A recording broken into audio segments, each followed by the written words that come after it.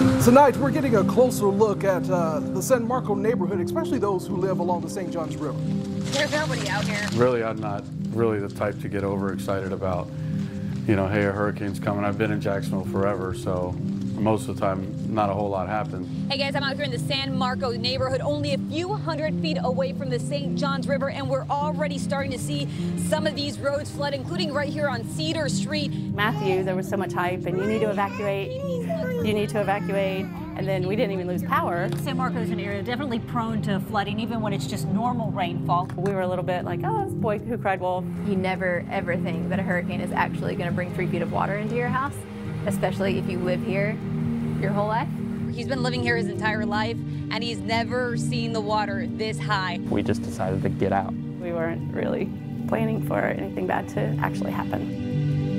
The high tide is expected to hit after midnight and then again at noon. And so if you're still in the area, either get out or you're going to want to seek higher ground. Move to the west side of your home and move to higher ground if at all possible.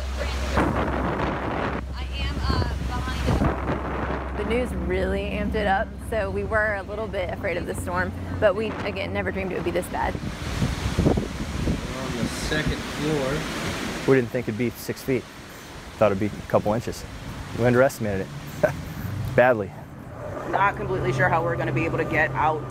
But once you're staying, you're stuck. Went to bed about 10 o'clock Sunday night. My son-in-law was staying here. He came in about 3 o'clock in the morning and said, I think we got a problem. And I said, okay. So I twisted on the bed, put my feet down, and jerked them back because I was in at least 3 inches of water. Hey guys, this is what the bottom floor of our hotel looks like.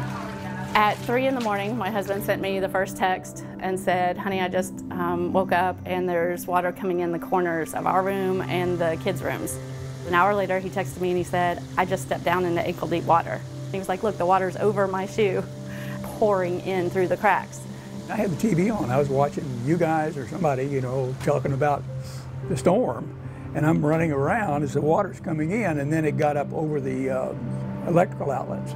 All of a sudden I heard this frying noise. So I ran out back and started throwing through all the breakers. And it was just pouring in. I mean, it was like a lake out there. Yeah. Coming in the door, and it was flooded completely. Yeah, we were pretty much huddled in the kitchen because it was up higher. Yeah, that's the highest point. A couple hours later, we were calling for somebody to rescue us because it was getting deep. We didn't know how high it was going to go. I was standing right here, watching the water fill up on the street and the waves coming over the St. Johns between 5 and 6 feet. It was like an ocean out there. White caps, and San Marco being so low, it just had nowhere to go. A lot of storms come through here, but this is the worst it's ever been. And we just rode out the storms on the arms of the Lord. That's the way I feel about it. It looks like a river. I mean, it was just wild. People on roofs were all just kind of communicating. One of the videos has the guy on and his whole family on his roof. On the roof? Jesus Christ. I've never seen anything like this. Everything's gone. At that point, we were just thinking, okay, we're stuck. Holy cow. So now we became worried about other people's safety. Then we started seeing the footage come in. Someone in this building over here actually was filming an iPhone video. There's a bright green door on this house adjacent to us over here. So we saw like the signature bright green door and we were like, oh my God, there's like 5 or 6 feet of water on our street. People were going by in kayaks. That's the first person we saw wading in it, back over there. And we were worried there were some old people farther down. They needed rescuing, so we were pointing boats. There were people on roofs. We were making sure they were okay.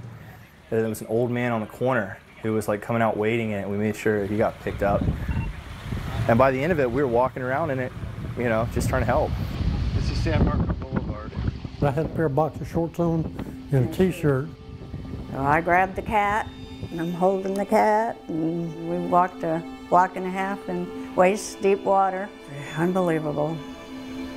Just never dreamt it would be that deep. No. Never.